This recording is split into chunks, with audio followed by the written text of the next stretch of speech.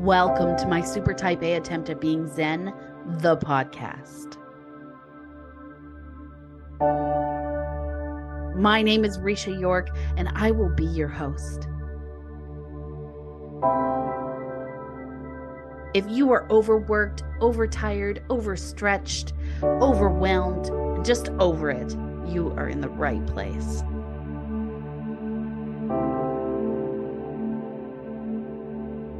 We like to say we are currently working towards Zen-ish.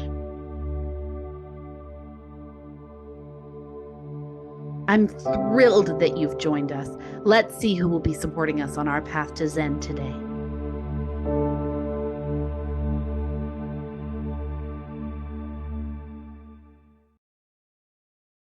Welcome back to part 2 with Beth Grixti. I can't wait for you to join us for this conversation. Let's hop right back in. Like Dolores Cannon wrote the Convoluted Universe books. And if you read these books, this is all information coming through QHHT sessions. Right. And it is like the nature and structure of the universe that is being discussed and the data that is everywhere. Yeah. Right? Like we're essentially just receivers, like a radio, and we're just picking up the data. So we're just having to tune into the frequencies, because if you look around, you can't see the radio frequencies, but they're all around us. Yeah. And then you just tune into the right one, and that's how you get it. And if you think of that, like in the year, 1525, if you showed up with a radio, people would be losing their mind. Yeah. Right. And now people FaceTime like it's nothing. Like my stepdad was here over the weekend, and my oldest son is 7. He's about to turn 8. And his friend FaceTime called him. And I mean, firstly, it was the first time he ever received a call from a friend from school, which I thought was really adorable and kind of cute. Yeah. So I was like, oh, this is cute. Like, this is a first. But then I was like, whoa, the future is now. Like, last time, like when I was a kid, the first call I got from a friend was like on a wall mounted phone with a huge cord, and like they had to talk to my mom first, and it's like, oh, hi, and you're standing next to the phone. My son came over, looked at his friend in the face on this little tiny square, and then took off to his room with it and had a whole conversation with his friend. Yeah. And I was like, whoa. And my stepdad was like, that's wild. It's like a completely different world, and that's just in the last 25, 30 years. Exactly. Like the huge leaps we've had. And like this is stuff that you just see imagined on like movies and TV. And then here it is actually happening. So yes, I do think that there's definitely, it opens up so much for just future possibility. Yeah. Right. Like, and I mean, yeah, it just makes me think like, who am I to say that this isn't real? This isn't my area of expertise. I'm not going to pretend like I know anything about subconscious conversation or communication. That's not, I don't study that. Yeah, exactly. Right. But it's very interesting to consider that we're getting more and more information from places that aren't entirely human. Yeah, exactly. Or if we are surrounded by information and this allows us to access this information that we didn't have like a conscious awareness of before, then the limits get pushed and pushed and pushed, and that's really exciting too for a like super type A person. Yeah. Right. Well, I think there's something too, like, so when we talk about the concept of bringing peace too, I find boundaries frustrating. Yeah. Right? I find limitations frustrating. I know that as a super type A person, I want to go further faster. Right? And, we, in one of the sessions we have in season 2, I talked to a mindset expert, Belinda Ginter, and she talks about how when you explain that to a type A person, like, I'm going to slow you down so you can speed up, she says. Oh, interesting. And I'm like, oh yeah, that would resonate for me really hard. Yeah. Right. I feel like the whole concept of QHHT does the same thing. It's sort of like, I'm going to ask you to take this time and energy and space for yourself so that you can more efficiently process all of the things around you. Yeah. And also open your mind up to this world of possibilities that you're not currently considering. Yep. And while that can sometimes be a little anxiety inducing because we don't like the unknown so much. Yeah. I think understanding that there is almost a limitless availability of possibilities out there can also put you in more control. Yeah, it does. It gives you a lot more control. Right? Yeah. But also no control over a whole bunch of things too.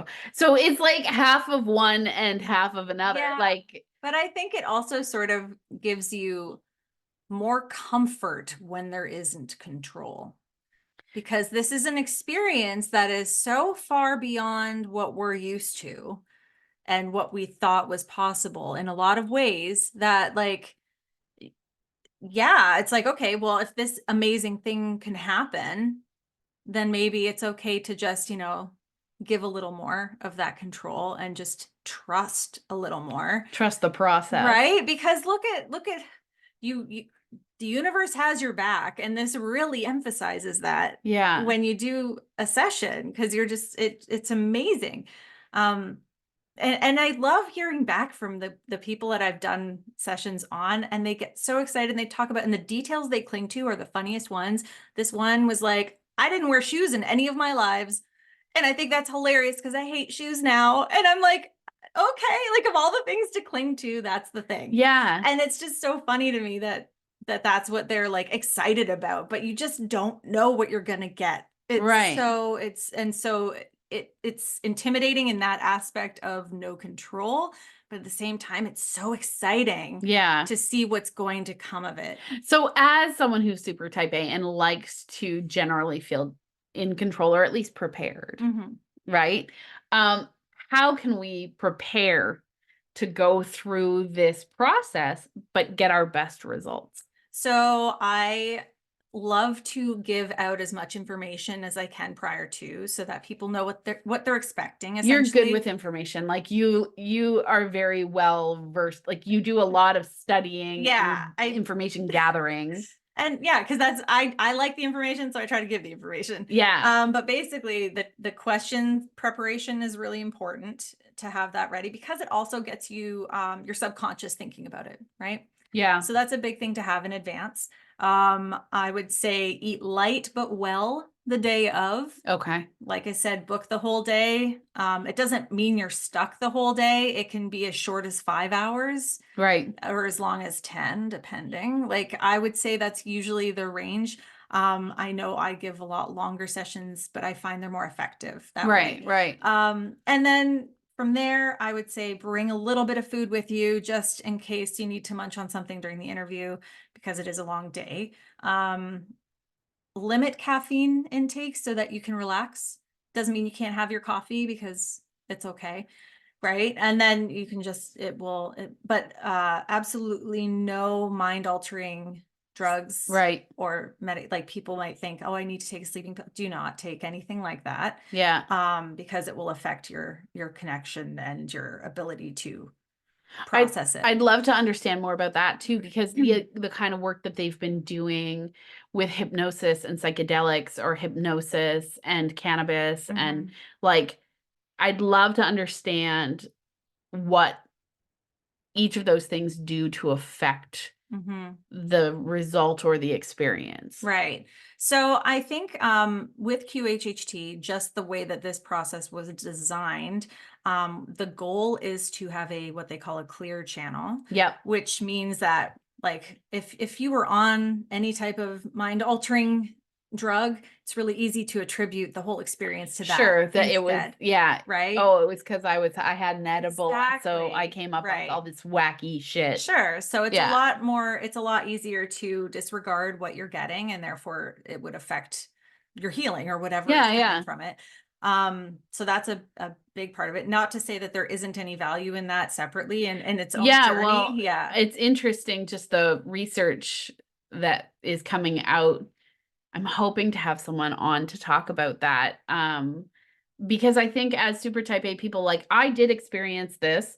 I found it very relaxing. It was very relaxing. It was like a really long restorative nap. But I was very aware, like highly aware and awake. Well, not so much awake, but very. Yeah, it's so where you are is the theta level, which we do, and this is something to comfort anyone who thinks they can't be hypnotized.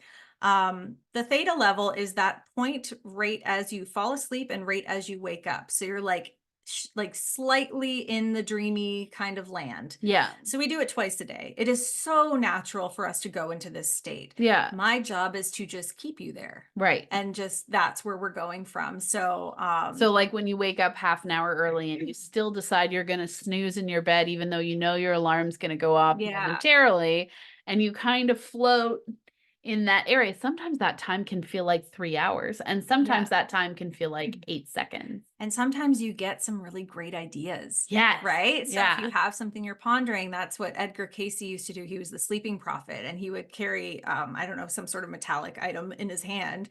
And so he'd get to that place where he would doze off. And then when it was too far, he'd drop it. And then that would get him out and back into so that's how he would maintain his theta level.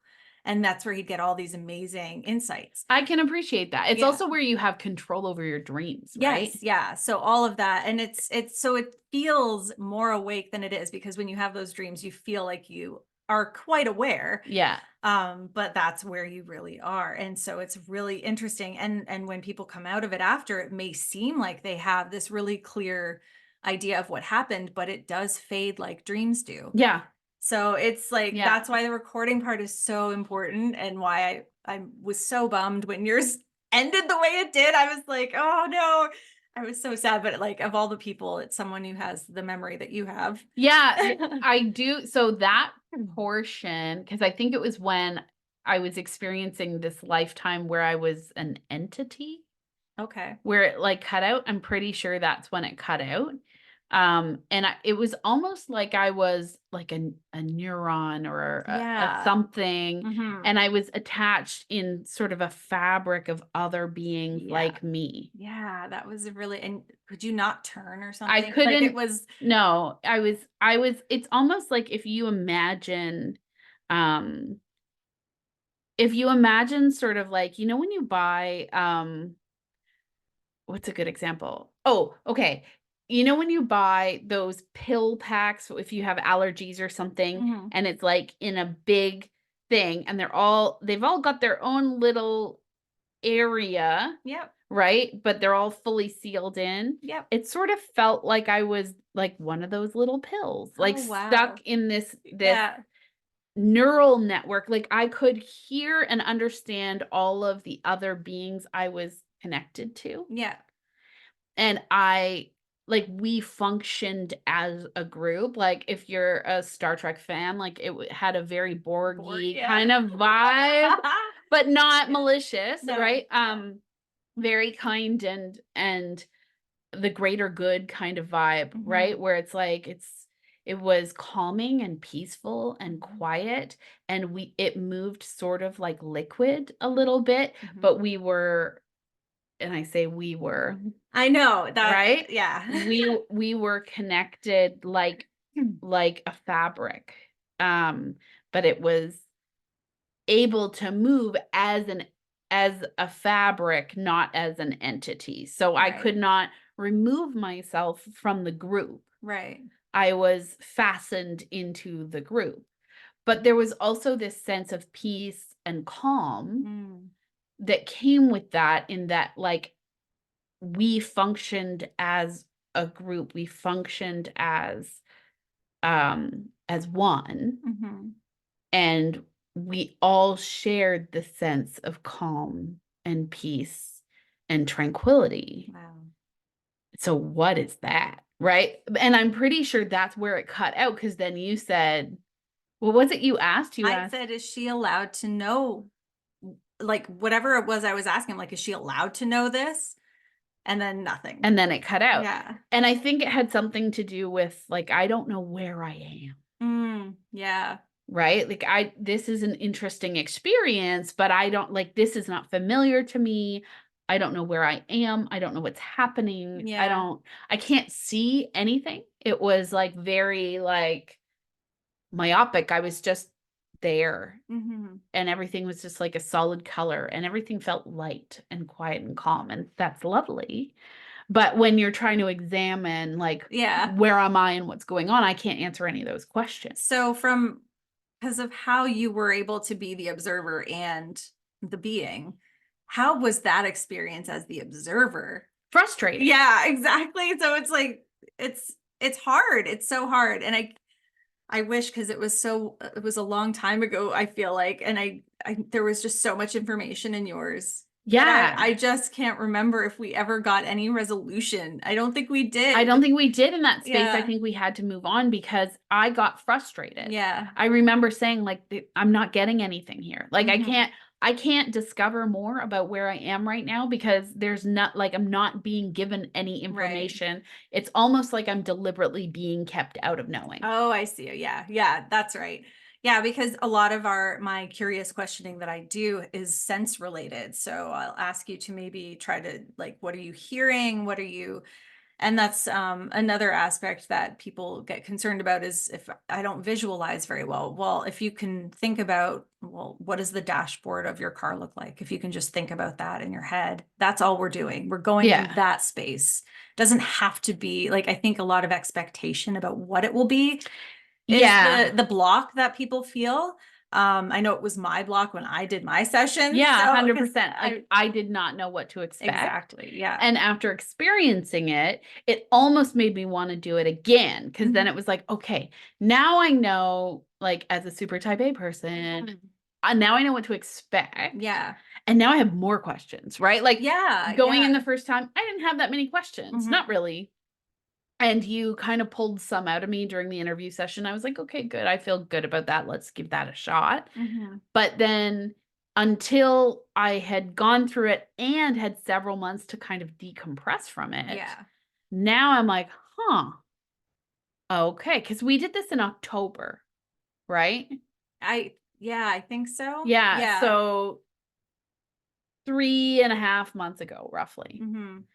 And only now am I starting to be like, oh yeah, right? Like in the last month or so, it has been more clear or just more interesting. Yeah. Whereas initially it was like, yeah, that was interesting. Yeah. Fascinating. Yeah. But nothing was connecting for me yet. It's so interesting. So the conscious mind operates a lot like super type A people do, honestly. And for everybody, because the conscious mind wants to cling. It doesn't want to go into the unknown. So a lot of times during a session, it will pop in and we'll be like, I'm awake. No, I'm just awake or whatever. And I will just remind them, just say the first thing that comes up. It's okay. You're doing great. And then just easing the conscious mind back to observer mode. Yeah. So because it doesn't want to lose that control. So a lot of times people will come back to another session because after that first one, when you know what to expect, the conscious mind relaxes a bit more. Yeah, you feel safer. And I mean, I know you extremely well. We've known each other for a very long time. I'm very comfortable in your presence, right? Like there was no moment in time in that whole session where I thought like, I don't feel safe. However, my conscious mind is still like skeptical, wondering what's happening, not sure of this process, not sure what to expect. And I feel like that about virtually everything I do in my life. Like, you know, my kids start swim lessons. I'm nervous about it until the first one's over and I'm like, oh, now I know what to expect. Exactly. Like anything, right? Anything I experience, the first time I experience it, I'm a little nervous. And I've got that like Girl Guide mentality, like always be prepared and like come with all the things you might need and I'll overpack but then you do something enough. And a great example of this for me is travel. I traveled so much at some point that now I don't check baggage. Like I just do. And there's so many type A people that I talk to are like, what? No, I have to bring all my things. But for me, it's just it happens so frequently. I got very comfortable with being like, this is my carry-on. Everything I need up to about 3 weeks anywhere can live in a carry-on. I don't Wow. need anything beyond that, but it's because I did it so frequently. Yeah. I've adopted that mindset, by the way. Have I'm you? only packing a carry-on for my trip because it is a lot. Honestly, it gives you more control. It gives you more control. Yeah. You have less stuff. You hang on to it the whole way. I don't Yep. mind checking it at the gate because it comes right back out when I get off the plane and it's at the gate. Like, I just want to know where my stuff is, Yeah. or I bring it with me onto the plane. Either way, but I feel like it also makes decision making easier when I'm on my trip. I don't have 55 outfits to pick from. I have Yeah. 5. And if I've got to rewear something, I rewear it. It's not the end of the world. And if I need to wash something in the sink and hang it up overnight to dry, then that's what I do. And so it just makes it a simpler and more easygoing experience Yeah. because there's a lot of unknowns when you travel. Mm-hmm.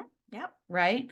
So, I mean, that's a little bit of a sidebar, but what I'm saying is I feel like the more we experience something that freaks us out the first time around, Mm-hmm.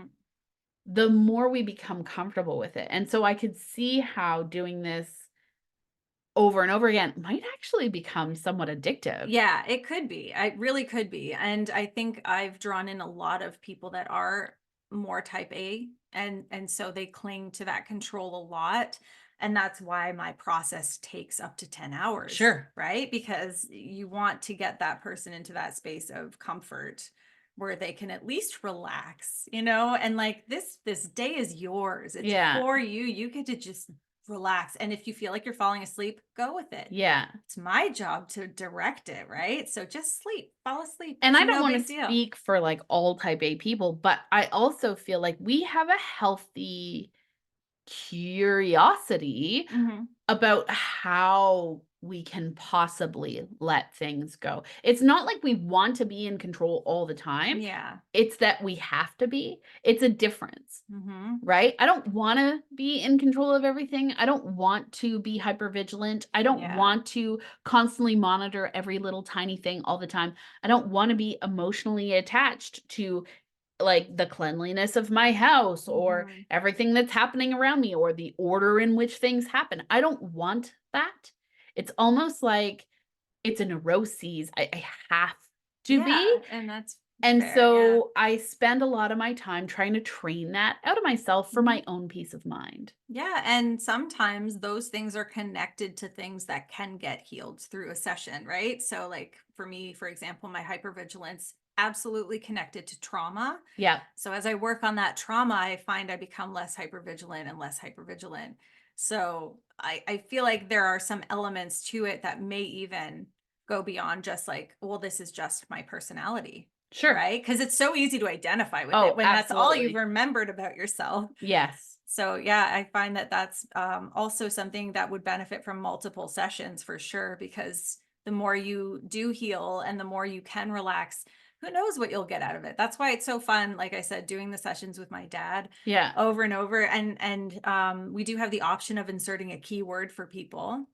I know a lot of people are scared of hypnosis in general because they've seen like stage hypnotism. Oh, yeah. And it's just not at all what this is. Yeah. And so like I think it's really important that people know they are in control at all times. This is their session. I never tell people anything. I ask the questions. So everything people get is from them and from whatever connection they have to whatever bigger entity or source there is. So it's all theirs and it's all for them specifically. Yeah. It's like their personal message. I feel like that would be attractive to Mhm. someone who's super type A. Yeah, yeah. Because let's be honest, we need the help to get there, Yeah. Yeah. right? Like if I was to say to you, to anyone who's super type A, and if anyone was to say this to me, like just sit down and just do some self-reflection. Mhm. How long do you expect that's going to last? It's probably not Right? going to last. And here's the thing, like all my super type A clients, whether they do my super type A attempt at being Zen or lead without permission, regardless of what program they're doing with me, Mhm.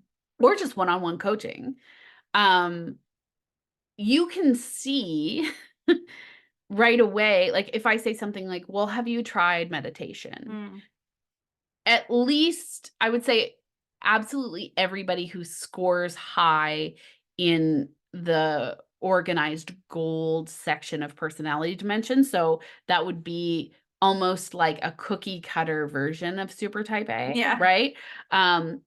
Everybody who scores high there is like, oh, I can't meditate immediately. Yeah. And it takes me weeks to convince them to try. Yeah. Right? The impact is massive every time. Sure is. But the thing is letting that boundary down. What do you mean you can't? Right? Yep.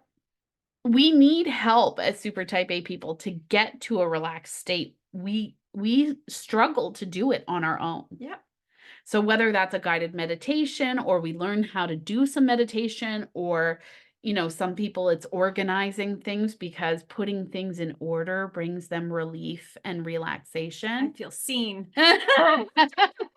Right? Always. I have the best label makers. But that's it, right? Yeah. Like how much joy and comfort does the activity of organizing something and maybe color coding it or putting it all in something that is visually beautiful, but also functional and efficient. Yep. That has a huge impact on the soul of who I am as a person. Same. Yes. Right? For sure. Yes. And so that's great. I can do that stuff, but I can also get obsessive about that stuff. Yep. And that stuff can lead to me struggling with OCD or something along those lines because I'm not parsing that need for comfort and relaxation in any other way. Yeah. Right? Yeah. Because I can't meditate. Exactly. Right? Yeah. Oh, I'm afraid of hypnosis. I don't want to, like, I will create all these other boundaries, but it's okay for me to reorganize a closet. So this is where I'm saying, think outside of what you're already doing for yourself. And maybe try and add just a smidgen of wonder into your mindset where it's like, I wonder what that might do for you. Nothing ventured, nothing gained. Exactly. Yeah. Right? And I will tell you, there's been so many people I've worked with who, once they did some guided meditations, which aren't that different from QHHT, frankly, right? Because it keeps you in that kind of theta state and you are able to relax, and it has a really big impact on how you see yourself, how you see your priorities, what you're able to see with more clarity, how you feel moving into your day, how you feel moving through your life. Yeah. Right? Yeah. So that's interesting. Have you asked, and you might not know the answer to this, but have you asked people who you've had come through the door whether they do meditation, and does it make a difference? Yes and no, because of the time I spend. If someone does not meditate, I can still get them to that space. And like a lot of other hypnosis and a lot of meditation gets you to your alpha state. Okay. So it's a little bit more of the consciousness than the theta state is. But yeah, in this instance, I think the idea that someone else, like, I got this. They don't have to have it. I've got this. It's my job to do this for them, to help them get to the place they need to be. So that's one thing off the list. Yeah. All they have to do is like be there, and that's it. That's it. Yeah. So I try to I love that this takes a lot of the pressure off, because that's something that I like, the preparation thing. I have a huge struggle with that. So to give someone that permission to just be like, okay, all I ask of you is just don't plan for after. Yeah. Give yourself your time and just show up. Just show up and have your questions, and that's really it. Yeah. That's all you're responsible for, and the rest I will ask you. And I mean, if I'm speaking from a personal space, it's so rare for me to have an experience where I have no responsibility. that in itself is such a huge deal. Like the moms that I've done this for, like it's like you don't even know your tension until Yeah. you like have that moment of like, I had a oh, massive headache afterwards yeah, you did. for You really like did. hours. I mean, I'm Yeah. prone to migraines and headaches. I had a massive headache afterwards for maybe like 6 or 7 hours. I medicated myself after Mm-hmm. and for the rest of the evening. I think I went to bed at like 8 o'clock that night. It like for me, part of that is you're so pent up and tight all the time trying to just manage Mm-hmm. life. Although, like, I've gotten a lot better at being cognitively, Mm-hmm. drop your shoulders, Yeah. right? But I think still not having any responsibility is the biggest gift I can ever give myself. Yeah, definitely. So that's why, if I'm ever going to buy myself things, it's like a day at the spa where other Mm-hmm. people are pampering and taking care of me. And all I have to do is wander around in robes and slippers. Exactly. Right. Or, my husband laughed because a few years ago, it was right after my mom and his mom had passed away and I was a mess. And then one of my best friends passed away like a month later. It was not good. It was Mm-hmm. just bad situation. And my cousin was like, I'm going to Antigua. You should come with me. And it's all inclusive. And he was like, you need this. You need to go. And what I appreciate about that all inclusive Mm-hmm. space is I don't have to make a lot of decisions. Exactly. The mental load is the thing that is most draining. And that's it. Like, I feel like QHHT offers you a day where you're not making any decisions. You are Mm-hmm. literally just surrendering yourself to the couch Yeah. or just lay down and rest. Mm-hmm. And when we connect with the SC or subconscious, um, the energy is different. Yeah. It's very different. So, for example, my dad's sessions, he always has like this burning sensation in his stomach that his higher self will tell me how bad it's getting and like let me know when we need to stop. That's why the actual hypnosis sessions are capped at a certain time unless I ask the higher self if we can continue and they will give me that permission or not.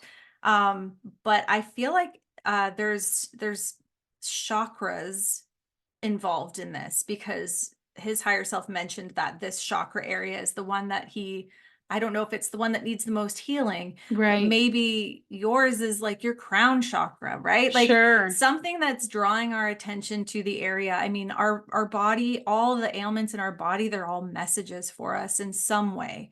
So when we're looking on a body scan, I'll ask, well, why is this here? What are you trying to tell? Because that's usually how they can communicate is through our body. And like a Right. lot of our sayings even talk about this. Like we say, like we're carrying the world on our shoulders. How often are your shoulders cramped up when that's happening? Yeah. Right. So there's so many messages from our bodies and then our language that they're trying to use to let us know what's happening and to Yeah. like give us our little inklings. And this can also open that up as well. Like my one client had their higher self mention that once when they're getting told to pay attention, they're going to get a pain in the right side of their head. That's their higher self telling them. So they communicate with pain, which sounds bad, but oftentimes when you're a busy type A person, that's the only thing that gets your attention. Yeah, because you can glaze over almost anything. And so Yeah. sometimes it's like you got to get hit by that bus metaphorically. Yeah, I do it all the time. Like Right? because I'm a chronic pain sufferer, right? Yeah. I will get up in the morning and be like, oh, "Okay, so I have a massive headache today. That's Mhm. fun."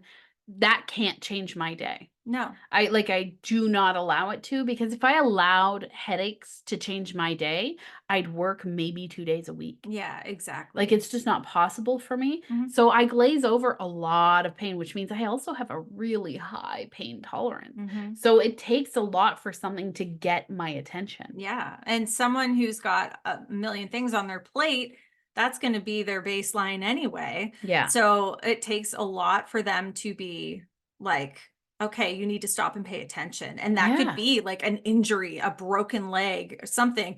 Ironically, if you need to take a break, Sometimes that's Oh, a yeah. bone Yeah. in order to make you do it because you think you can't until, okay, then you have to. And when you think of those moments in your life, like once I was working in corporate and I broke my ankle. And I wasn't allowed to drive because it was my right ankle. I mean, you're technically not supposed to drive, it's your left either, but like I couldn't Fascinating. drive. I did not think of that. Yeah.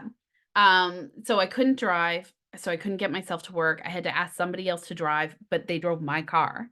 So they would come to my apartment every day and then drive us all to work for 6 weeks. Oh my goodness. It was awful. And then also during those 6 weeks, I asked the corporation I was working for to help be a little bit more supportive because the building had all these stairs. So I was like, can we just kind of set me up in one room? And they were like, no. So they weren't really helpful that way. And it actually created a huge shift in my life because I thought to myself, wow, like this is a job where I work I get there at 7 a.m. and I stay till 5. Most people are 9 to 5. I was there at 7 a.m. and I would leave at 5. I was there all day.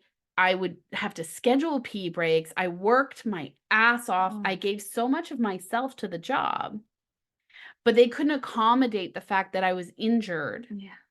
And they couldn't accommodate. And it was a big hassle every time I had to take the freight elevator up to my floor. And so, like, I understand how that can be frustrating for them, but also as an employee, it really made me feel devalued and then changed my entire perspective on my entire life. Yeah. So that injury, and I mean, it was a stupid injury. I was putting away a Christmas tree and I rolled my ankle and fell onto the Christmas tree and snapped, like fractured several bones in my foot. So it was one of these things, like there was no rhyme or reason. I wasn't doing anything dangerous or stupid, or it just happened. And then it changed my entire perspective on my life and started a whole new trajectory for me. So when you think of those moments in your life where you're interrupted by this pain, sometimes you're like, wow, that happened for me. Yeah, 100%. Right? Like hindsight, for sure. Totally 2020. Because when we talked about like people that feel like they just can't make the time to do a session for a day or to do your program for like 9 weeks. Okay, you don't think you have the time? Well, the universe might make the time for you. This is it. And like, which would you rather? Yeah. It's like, it's sometimes if you're getting shown something repeatedly, for example, it just like pops up for you. Or if you just feel that nudge and you know that nudge is for you, that like little, we all have that. We know it. And yet we disregard it because, well, I can't, I've got blah, blah, blah, blah, blah. It's like, well, maybe this is telling you what your priorities should be. Yeah, I agree. I think staying open to those messages and also just being aware that sometimes the signs are actually out there for you. Yeah. Right? And sometimes maybe it's your subconscious communicating. Maybe it's the council. Maybe it's, I don't know, aliens. I don't know. Who knows? But at the end of the day, I feel like there's some kind of something happening. And if we are more aware and tuned in to what's going on and self-aware, right? More self-aware. Yeah. We don't have to go through that level of pain to get the message. Exactly. It can only be beneficial if we pay attention. That's really what the bottom line is. And if this is sort of like a crash course into how to get to that point. Yeah. And then from there, hopefully we can shift around our priorities and not have to break any bones. I mean, that's ideal. Ideal, yeah.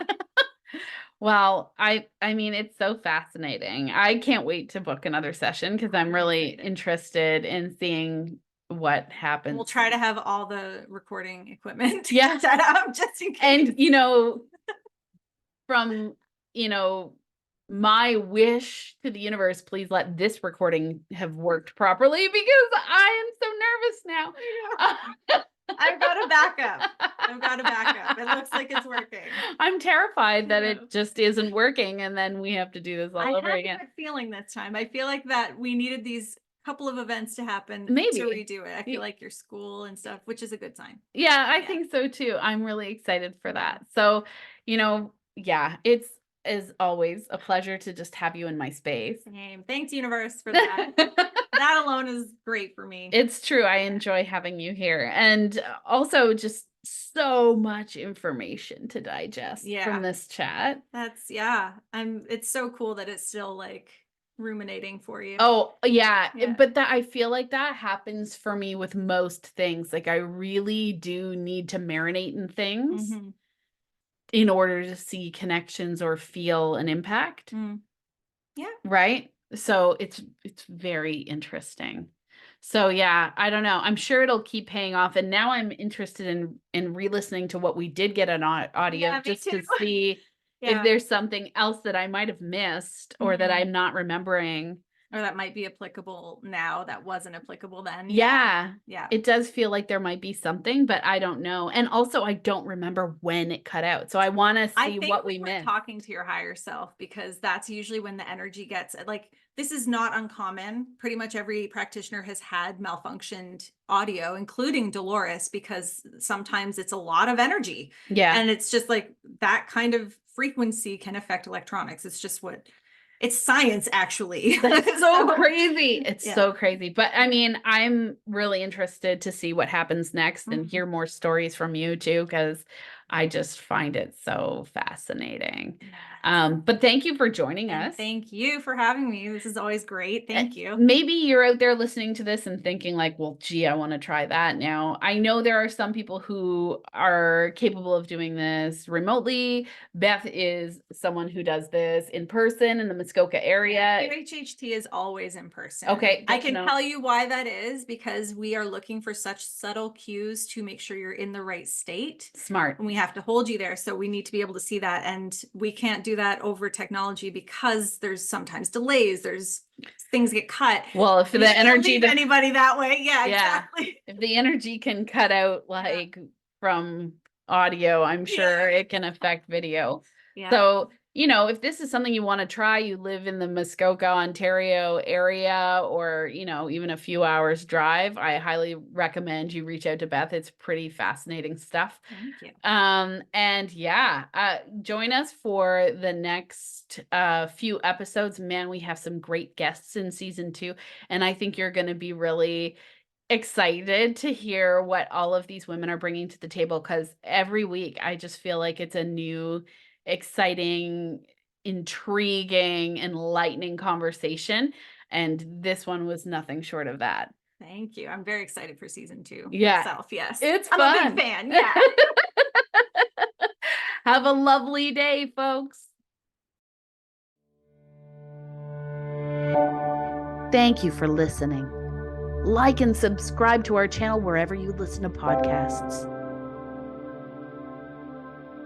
Visit www.yorkmotivational.com for more information on my Super Type A Attempt at Being Zen, the coaching program, Lead Without Permission, or visit our contact page to reach out to Risha.